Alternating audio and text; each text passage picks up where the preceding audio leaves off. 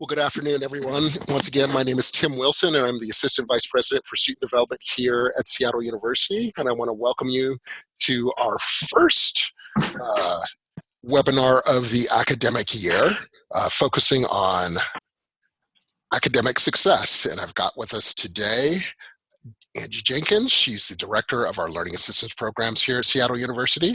And I'm going to hand things over to her.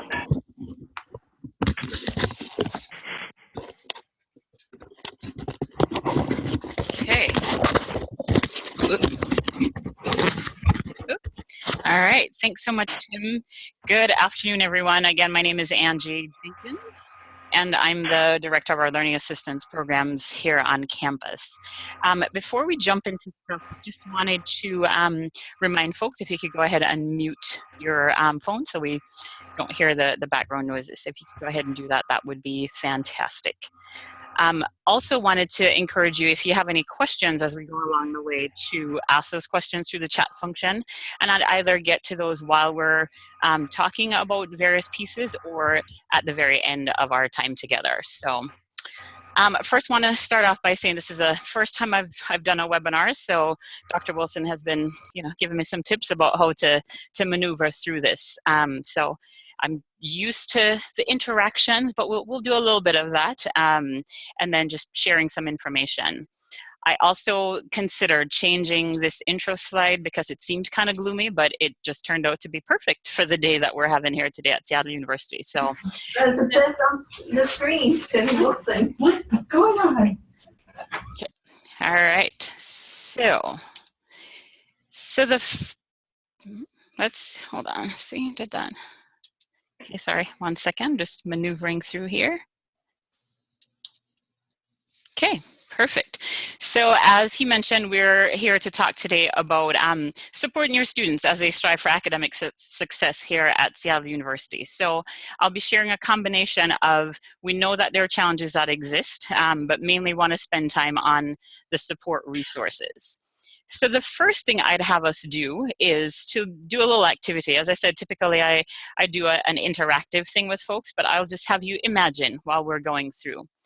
So in a second, I'm going to show you a list of words that I would like you to just look at the screen for 30 seconds and count the number of vowels that you see.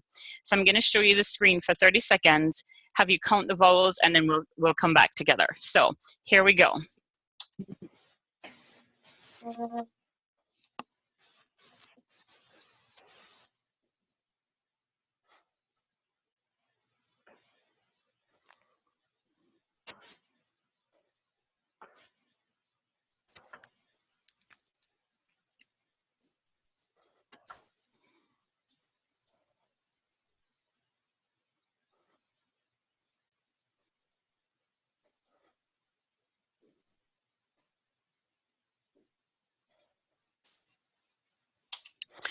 All right, so that was 30 seconds, and I asked you all to count the vowels. So when I typically do this activity with students, I find out from the group, how many vowels did you count? And I usually get a range of anywhere from 29 to 50.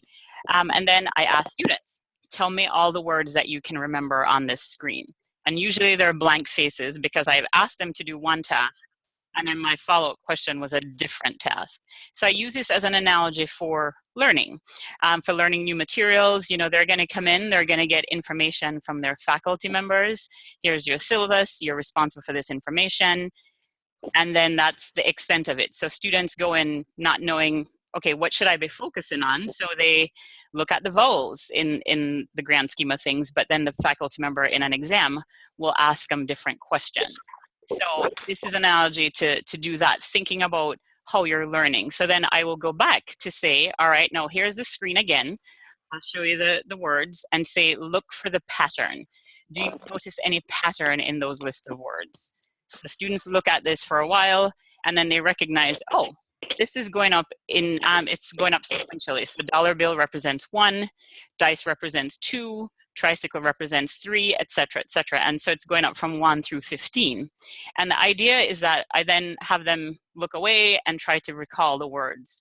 This second time around, because they've figured out a strategy and they have a clear sense of what am I getting from this, no, it's easier to remember the words. So again, the analogy here is it's not that I've given them any easier words, that it's simpler, but it's just that now that they have a strategy, they can remember the words more easily. And 9 times out of 10, students the second time around are able to recall all 15 words with much more ease because they've had a strategy. And so I use that as an analogy for their learning, that while in college, they're going to have very challenging information, complex information that they're responsible for learning, and it's going to be up to them to figure out a strategy to move forward and to achieve academic success. So I just like to use that as a quick analogy.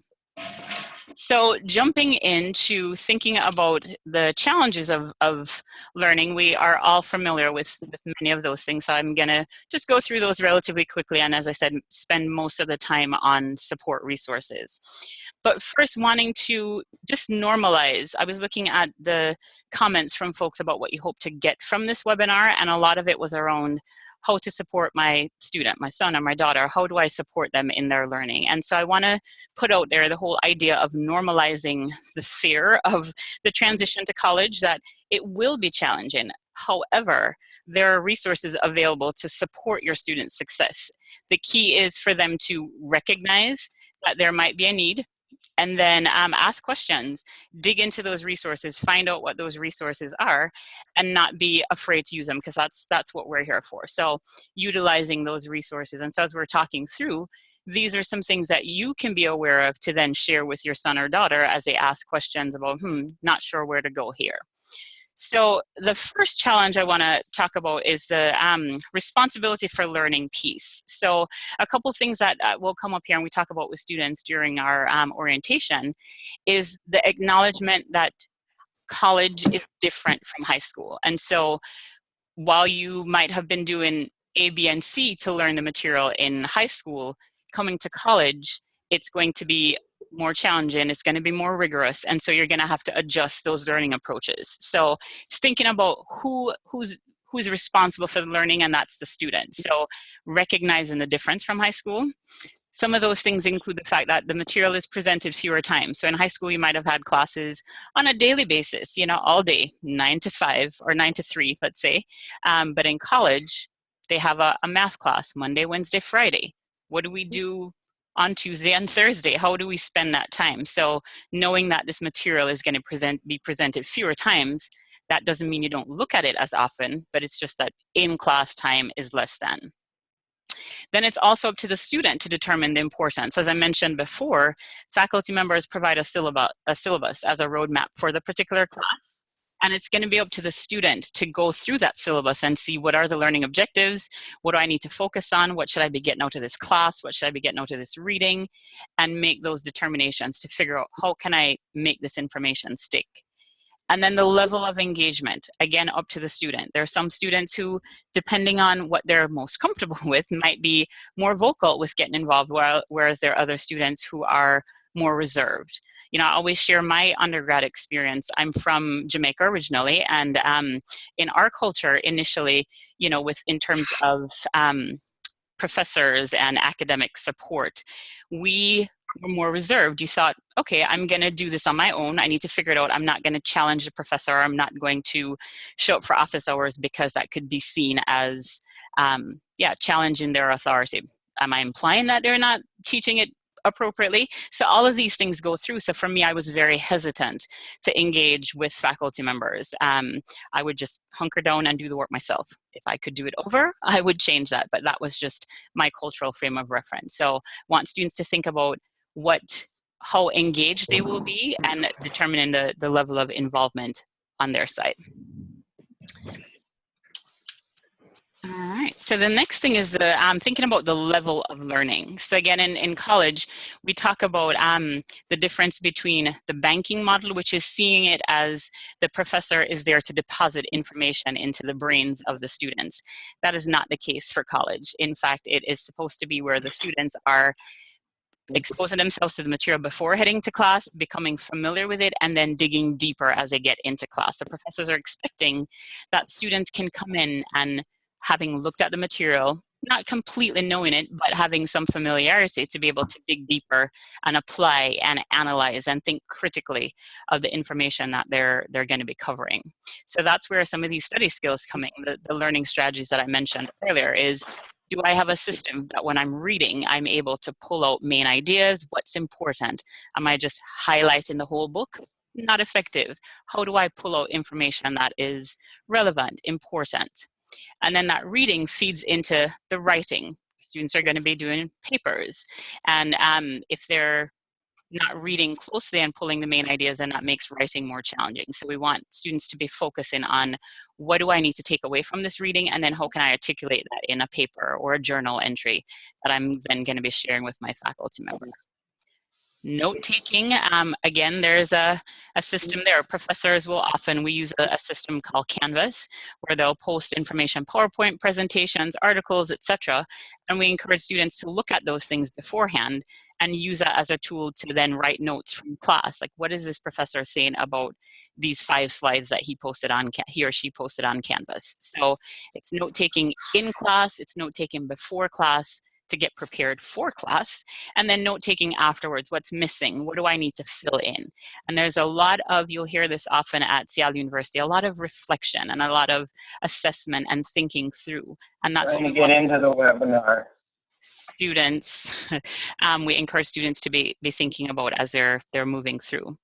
And then the last one we put on here is preparing for tests. So just a reminder to folks, I'm hearing a couple folks talking, so if you could just be sure to mute your computers, that would be wonderful. Thank you so much. Yeah, so lastly, it's preparing for tests. So what do we do in advance? We hear a lot of students talking about, I'm so anxious for this test, I suffer from test anxiety. But the more we talk about it, we realize it's not that I'm suffering from test anxiety, but I'm not as prepared for this test. I haven't been doing the work for the last couple weeks. And so, of course, now the day before, I'm going to be anxious. So it's thinking about how to do this in a cumulative way over the weeks. Okay, so the next thing to talk about is about learning the system.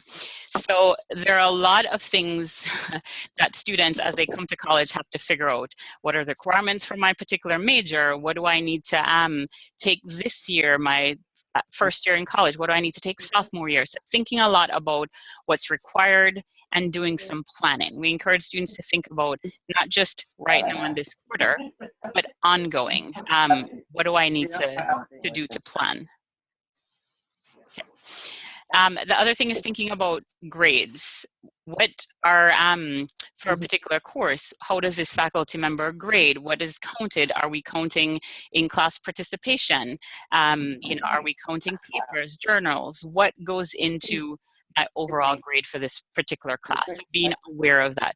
Professors usually have that on their syllabi, but we encourage students, if you're not clear, to be sure to follow up during office hours to be able to get that information. Then appeals, if there are questions, concerns, students are unclear about a grade they've earned or how a particular class is proceeding, there are systems to initiate an appeal. And typically we say it's following up with the dean of the school when there's a particular appeal, but again, it's knowing, what do I do? And I don't want to go into too much detail in terms of what to do for each of these things, but it's wanting to make it clear about understanding the system and knowing what to do in different situations. So being able to navigate the system. And then lastly, it's being aware of resources. So many times we hear from students, I meet with students individually in what we call individual consultations, which I'll talk a little bit more about later on, in their senior year saying, oh my gosh, I wish I had known about doing this in my freshman or sophomore year. I could have used it then, but no. In senior years when I'm figuring out, oh, there's tutoring, oh, there are individual consultations. So being familiar with the resources and asking questions to be able to learn as they go along. So encouraging them to do.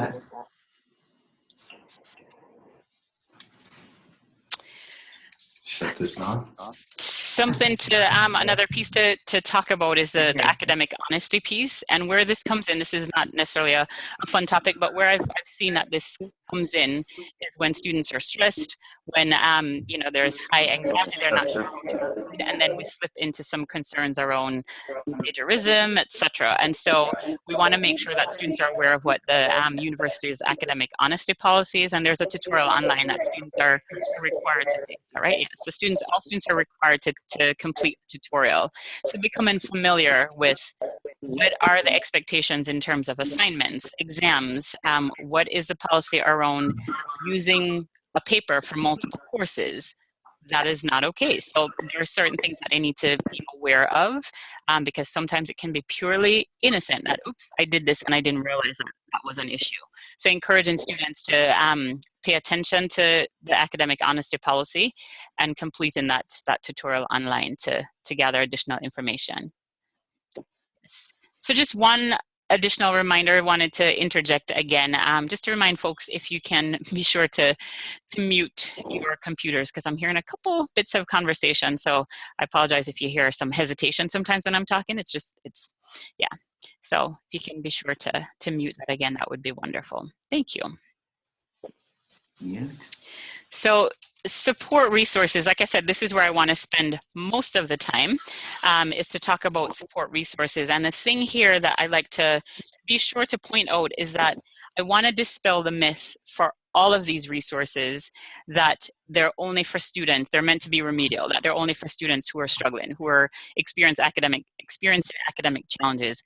Not at all the case. We have a ton of students who are coming in who are getting straight A's, but they want to maintain those A's. And so they're getting tutoring, they're coming in for individual consultations, constantly honing their skills to develop and grow and build on their skills as students. So I always want to dispel that myth in terms of what's available. The other thing that I would say about this list too is that this is not necessarily an exhaustive list, that these are the only resources available, but these are things that I want to highlight to make sure. And so if there are questions, as I said, remaining as I go through, please feel free to ask those questions. So in terms of the first bullet that I have on here around advisors and professors, we can't stress that enough for your students, to let them know their advisors are a resource for them, their professors are a resource. If they have questions, who do I reach out to? That's the first place to start, to connect with my advisor, to say, hey, I have a question about this, I'm not sure about this. Could you walk me through this? Advisors and professors are very open. They do have set office hours, yes. However, students, we have students saying, oh, I can't make it to these particular office hours. If that's the case, encourage them to send an email to ask their advisor or professor, this time I'm in class during this time, could we figure out a different time?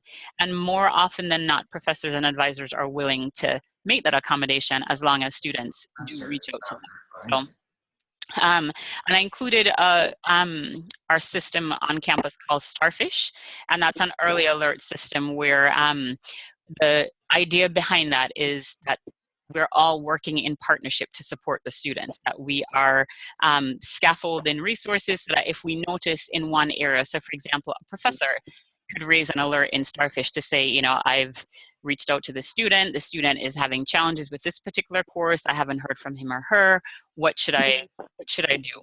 And so then this Starfish system where alerts are initiated from, the email would go to the student to say, hey, this is a concern I have, and then any relevant offices that might be connected. So in learning assistance programs, we tend to get a lot of emails through Starfish saying, this person would benefit from tutoring, this person would benefit from an individual consultation, and then we reach out. So the idea is that we're working in partnership to support students. So we work closely with advisors, with professors, to support students, to say, okay, let's reach out to the student and see how we can support him or her. In terms of our academic support offices, I'm going to talk through all the other ones first and then come back to learning assistance programs because, of course, I'm biased. So I'm going to spend a little bit more time on that one. So the Writing Center, They are there as a resource for students to support them in their writing. And they're there to help students become better writers and not necessarily to get an A on this particular philosophy paper or theology paper.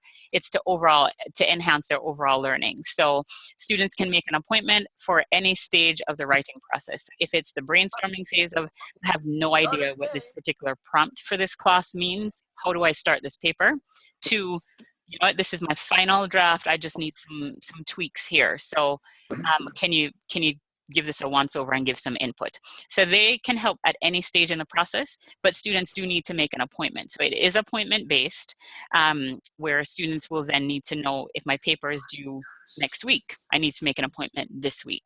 Depending on the time of year, it can be very hectic, so they would need to make an appointment in advance. Same day appointments are pretty challenging at certain times of the quarter, and sometimes no appointments available. So wanting to share with your student to be mindful of, what's your timeline? When are things due? And backdating that a little bit and thinking about, when do I need to make this appointment with the Writing Center? Research services, that's through the library. There are research librarians who, students are working on a lot of papers. Research librarians are available to consult with students to talk through what are credible resources, what are credible websites to look at, what are credible sources to obtain information to be able to create this paper that they're working on. So we work very closely with them, referring students between services. So for example, if a student needs to write this paper and they're doing research first, then the research librarians are going to refer them to the Writing Center if they haven't already made an appointment. So we work closely with each other that way to make sure we're supporting students on a whole. So they're a walk-up service. So they're not necessarily appointments. They do have appointments available, but generally it's a walk-up. The student goes to the information desk on the second floor and says, hey, I'd like to work with the librarian, I have questions. And then the librarian is called. Then there's the math lab, which they're there to help on a drop-in basis. Again, no appointments are necessary. Their hours are listed on their website. I can't remember the hours off the top of my head, but generally it's Monday through Friday, like 10 to 5 with breaks for lunch, I think. But students will just walk up. There's a math lab assistant there. If they're working with a student, then the student will just wait. Another student will just wait until the time is open. And they generally help with the 1,000 and 2,000 level math courses. So as students have questions, they can walk up to the math lab. And we, in fact, encourage students to just do their homework at that table. So it creates this atmosphere of learning. Other people are there doing math, let's do math together. So they have that space. Then there's the Bellarmine Advising Center, and they work mainly with pre-major students, so students who haven't yet declared a major. They are there as a resource to help talk students through, what's the right major for me? I'm in this one now and want to change. What are my options? So there are, again, advisors available to help them. And then the last resource that I like to share before I go back to learning assistance programs is disability services. So again, here we encourage students, if they're already utilizing resources or were utilizing resources in high school, we encourage them to continue in college. We know sometimes there's hesitation because they think, okay, no, I'm more of an adult, I should do this independently. No, we say if you might benefit from services, to access them. And so Rich Okamoto, who's the director of disability services, your student would meet with him first to talk through what accommodations they might need. And so there are things from extended testing time, testing in low stress environments, although I feel like testing and low stress are kind of an oxymoron, but it's less distracted environments. So they might have a room where they're sitting by themselves to take a test at extended time, are able to scan their books into programs that read the textbooks to them. So there are a variety of resources. I would encourage the students to look into that. And another thing that I tell students about this is that it is much better to have the resources and not need it than to need it and not have it. So thinking about it that way to access the resources. And so then lastly on this list is about learning assistance programs. And so that's our office, where the way I like to talk about our services is divided into content support and then strategy support. So the content support is around tutoring and study group for specific courses. So we have tutoring for certain courses. So in the areas of languages, math, sciences, nursing, business, and all our courses that we offer tutoring for are listed on our website. But before students get matched to work with a tutor, because they are appointment based, we have them complete what's called a tutoring needs assessment. And basically what that is an opportunity to sit down with students. As I mentioned, SU, we're very big on reflection and thinking through and pondering. And so through a tutoring needs assessment, the student can work with a tutor to talk through what are my strengths in this particular course, what are my challenges, what do I anticipate will be challenges, how am I working to be successful in a particular course, and how can a student support me. It's really getting them to think through how can I make the most out of this tutoring session, because 1 hour a week doesn't necessarily sound like a lot of time if they come in and say, you know what, fill my brain with all things chemistry. That's not a lot of time to do that. Whereas if they come in and say, you know what, I did this particular problem and I don't understand this reaction, then it's more specific. So them coming in prepared and talking through that, we get to that through the tutoring needs assessment. So once they complete that assessment, they will then get matched to work with a tutor. This is a good reminder that we should encourage. For the ongoing tutoring, it's a good reminder for students to say, all right, well, no, I'm matched to work with a tutor. How do I use this time on a weekly basis? So they will have to make an appointment, they get matched to work with a tutor, and it's for the rest of the quarter. So 1 hour a week typically. And there are cases where we've had students ask for extra time. And if we have the resources, because again, all of our tutors are students as well, so we do have limited resources, but if we have the availability and students show that they're doing the work, then we can add some extra time, so they can request that time.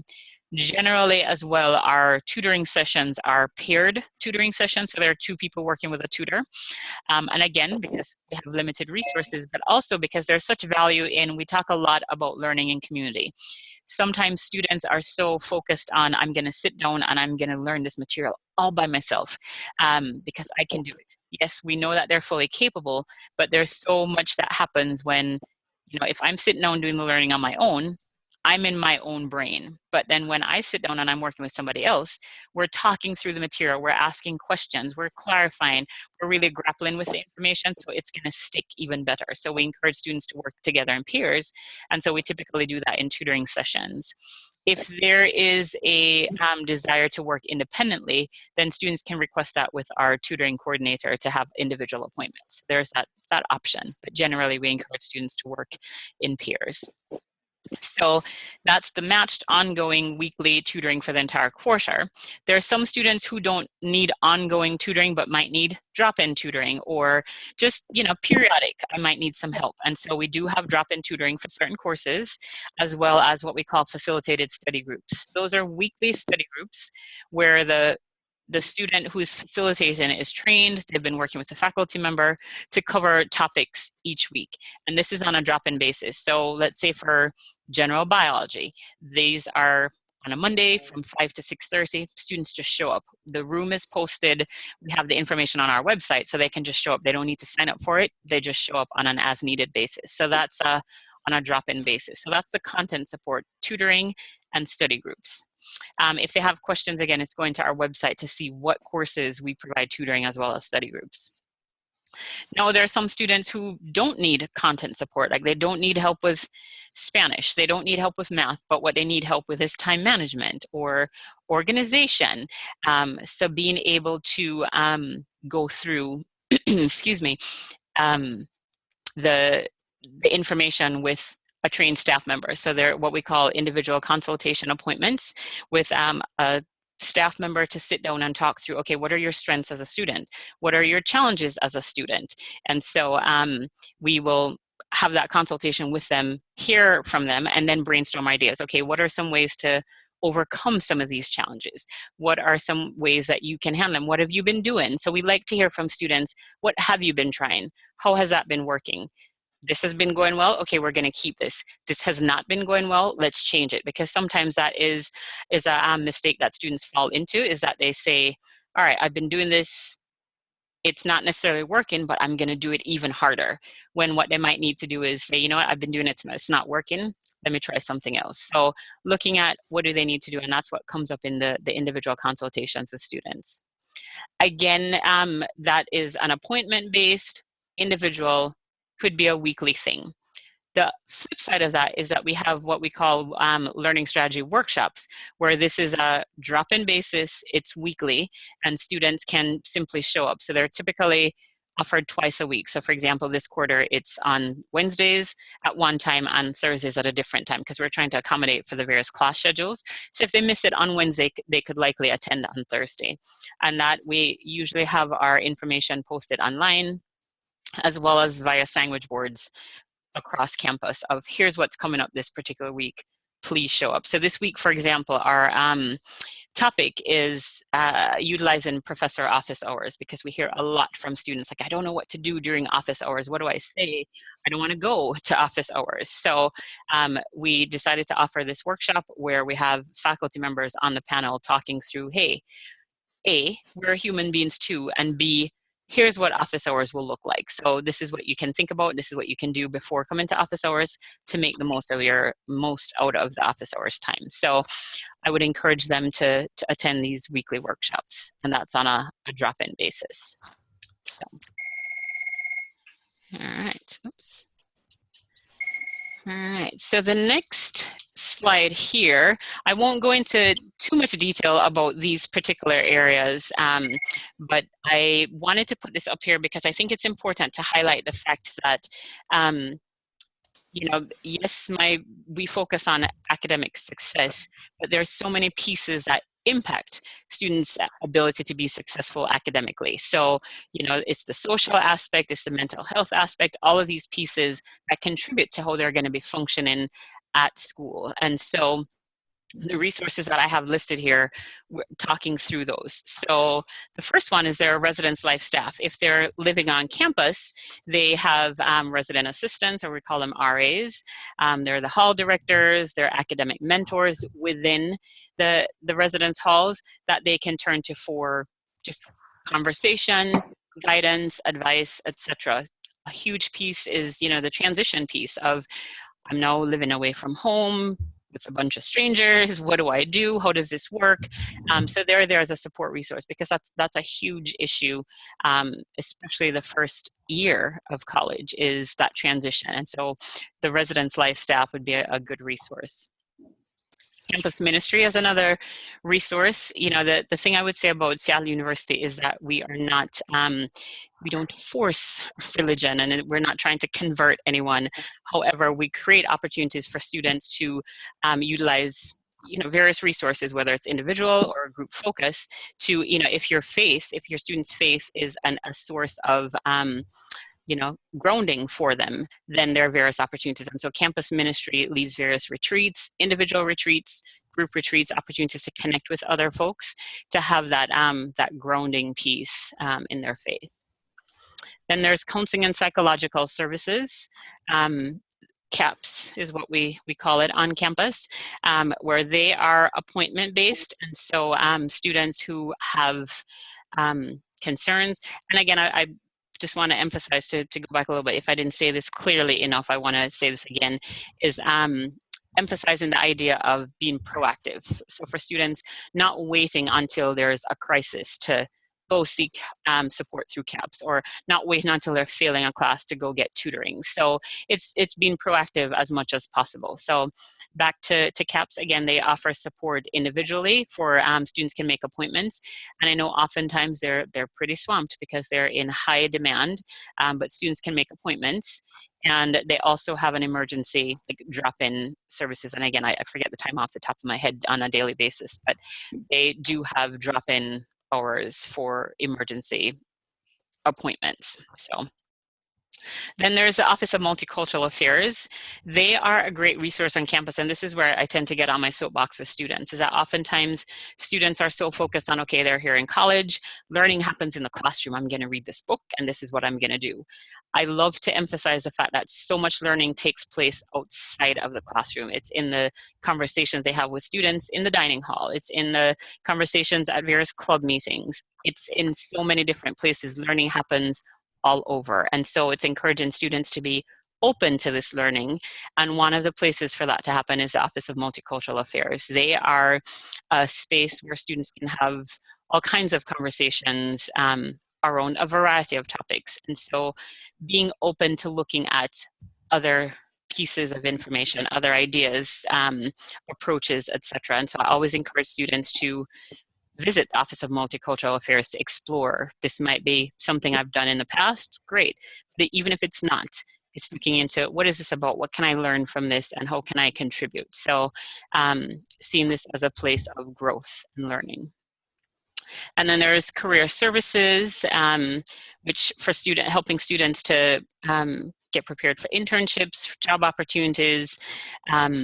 They do both on-campus and off-campus employment promotion, essentially. And so helping students to work on their resumes, get interview practice, etc. And so they're a resource for students there.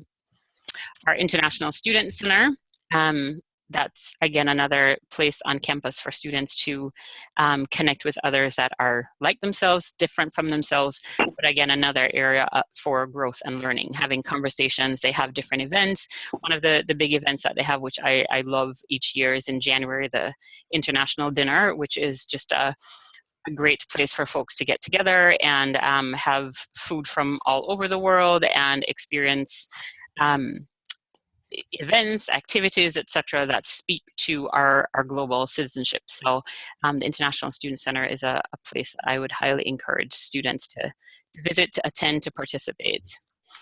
And then the Redhawk Resource Hub, that is a central place for information. So if students have questions, stopping in there to get information about a variety of things on campus. So it's meant to be a central location to access information. If there are questions, students can visit this place as a space for resources.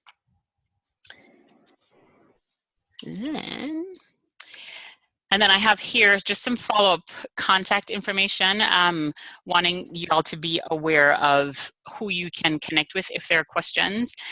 So again, I'm Angie Jenkins, and I'm the Director of Learning Assistance Programs. If there are questions around what should I do, how should I support my student if X? When in doubt, send me an email. I'd be happy to answer any questions. Melissa Pico, she's our learning specialist who coordinates our tutoring program. So if there are questions about what courses do you provide tutoring for, or can my student be a tutor for you, then Melissa would be a good resource to answer those questions.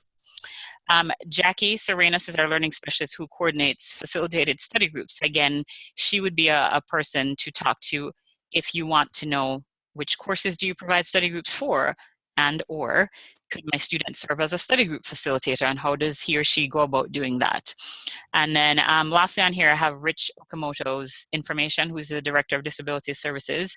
Again, if your student has questions or wants to continue their accommodations from high school, then this would be a place for them to go to Disability Services, and Rich Okamoto is the director for that particular program.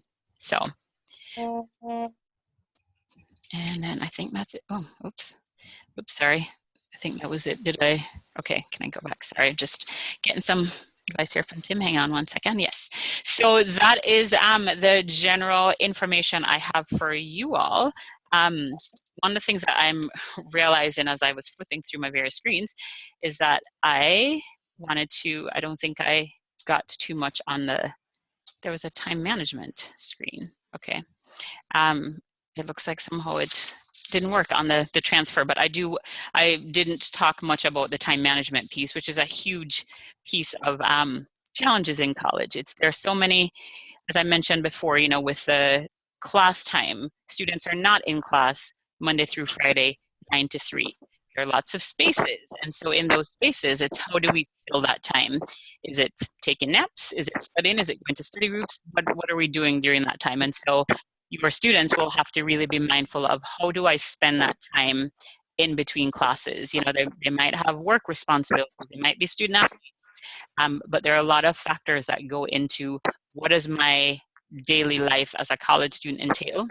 And I'm not sure if folks are familiar with the in-class ratio to out-of-class study time, but the ratio basically is just students are in class for essentially 15 hours per week, and the ratio of in-class time, out-of-class study time is 2 to 1. So for every hour of in-class time, they should be studying for 2 hours.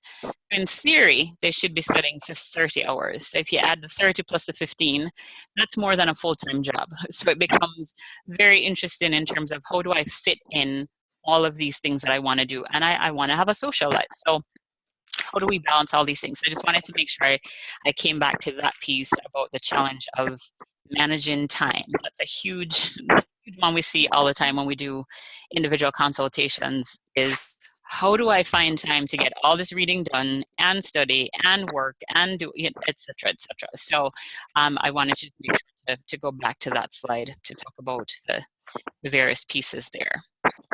So with that said, that's the content I had for you all. So if there are particular questions, I would love to answer any questions that folks might have. So feel free to use the chat feature to post any particular questions. I'll give folks a minute to do that as I look at my sheet to see if there are other things that I missed. Yeah, there are a lot of questions on here about how do I encourage and support my child to use resources. And you know, one of the things that I would say there, it's that proverbial, you can lead a horse to water, right? So it's encouraging them and helping to normalize the idea, the notion of using resources. So that's just something that I would encourage. And sometimes it's, you know, it's a friend that gets them to come to tutoring, or they eventually realize on their own. So wanting you to be aware of what the resources are, so as they ask questions, you can share those pieces. So yeah, I'm seeing no questions coming in yet. Okay. All right. Give folks a chance to think.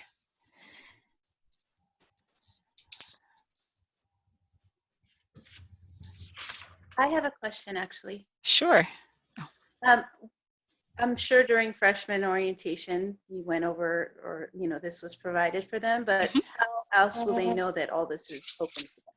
So yes, we do talk about it during the orientation, and I will admit that they do get a lot of information in those 2 days. So sometimes there's information overload, and so how to filter out what do I need in this moment. So we do have ongoing opportunities to get the word out to students. So depending on if they're connected with certain groups, we do outreach and additional orientations to student leaders. So we have the Albers New Student Mentors that we go to their particular training to say, hey, tell your mentees X.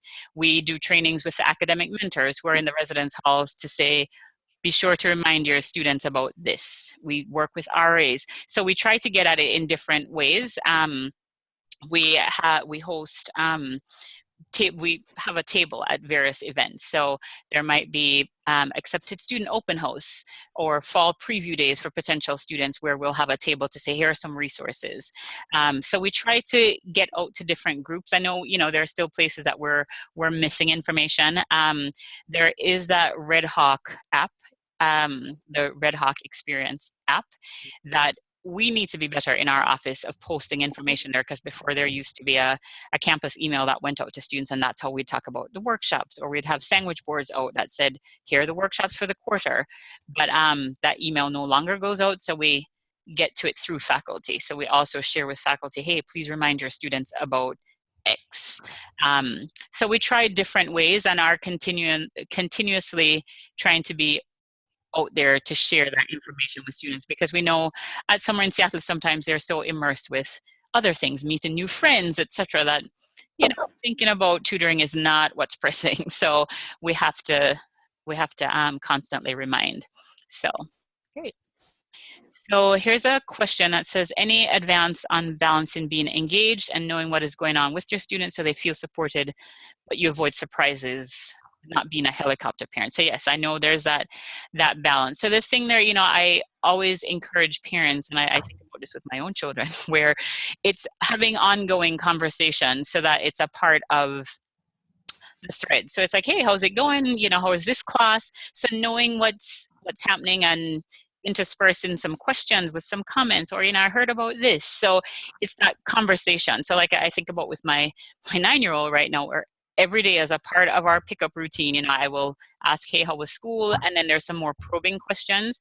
So when you speak with your son or daughter, you know, whether it's twice a week or whatever, or whatever the frequency is, just having that space of having a normal conversation, so it's not like it's a surprise that you're asking that. So I would say it's building that culture of ongoing conversation around it, that they might feel comfortable sharing that way. So yeah, I know that's a tough balance, because sometimes I've had parents calling me to say, hey, can you get my son or daughter to come in for tutoring, but don't let them know that I called you. So that becomes interesting. But yes, I encourage parents to just share what you know and have ongoing conversations with your students. How does one hook up for a mentor? I'm sorry? How does one hook up for a mentor? So a mentor, you mean within their college, or specifically what kind? What do you, when you say mentor? I assume it would be in their major. Like Okay. my daughter's into social work. Gotcha. Yeah, so I know in different schools and colleges, they have official mentoring programs, and so it would be checking in with their advisors. And in other colleges where it's not as official, it would still be checking in with advisors or professors to say, hey, you know, I'm interested in connecting with somebody else who's more advanced in the program and can share insights. So a mentor. So how can I do that? So it's, again, like I mentioned earlier, it's asking the questions, and advisors and professors are a good place to start if there's no official mentoring program in their school or college.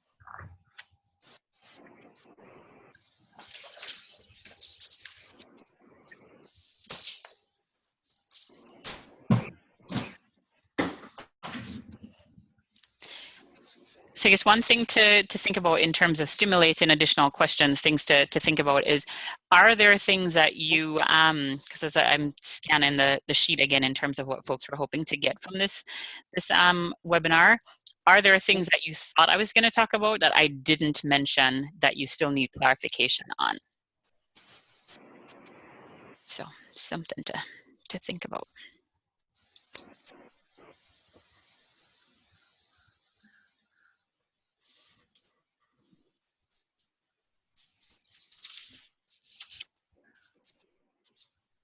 Gotcha. So there's a question about Starfish. So who would send the email to students, and is it from the individual advisor, individual professor?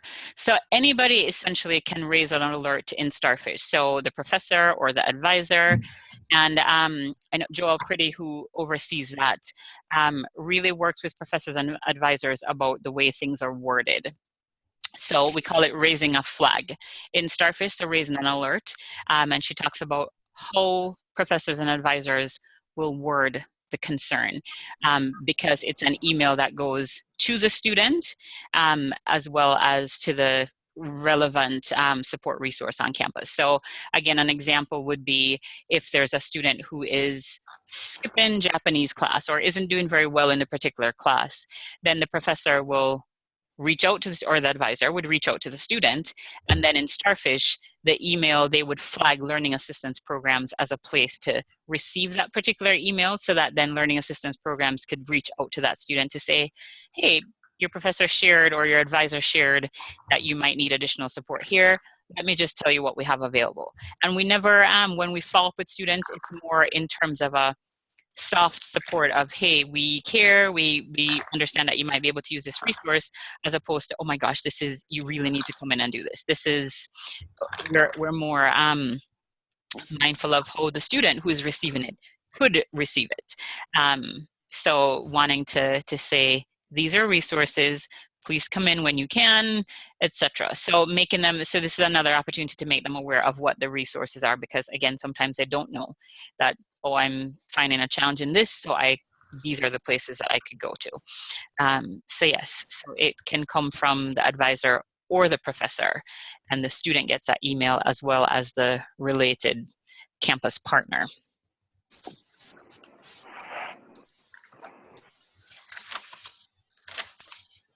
Yeah, we think it's pretty awesome. You know, it's still relatively new. I want to say we've been using it for 2 or 3 years, and so still trying to work out exactly how it works for students. But I think it's great to have that that overall support for students holistically.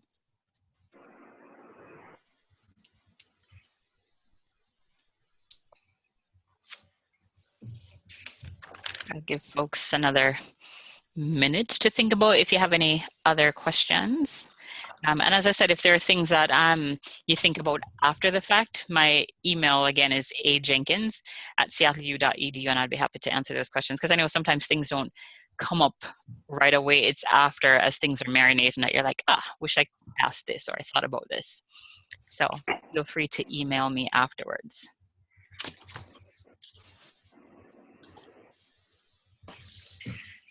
All right. Well, thank you so much for your time. I'm going to pass you back to Dr. Wilson, and all the best. Take care. Thank you so much, Angie. It sounds like this was a great webinar, lots of great wisdom passed along about our learning assistance programs. Just a few things. I want to let you know that we will be sending out a PDF copy of the slides that were used today. We will email those out to you probably by this time tomorrow. We'll also be able to share the recording of this session, and we will post it to our YouTube site, and we'll let you know how to access that. Also, we have Family Weekend coming up in just a few weeks, so if you haven't registered for that, please do. It promises to be a great time. And I hope that this was beneficial for you. Be on the lookout for more webinars coming up. We've got about 9 scheduled for this year. 6 brand new ones and 3 rebroadcasts of webinars we did last year. So I hope those will be very beneficial for you. We hope you have a great day, and look forward to hearing from you again in the very near future. Take care.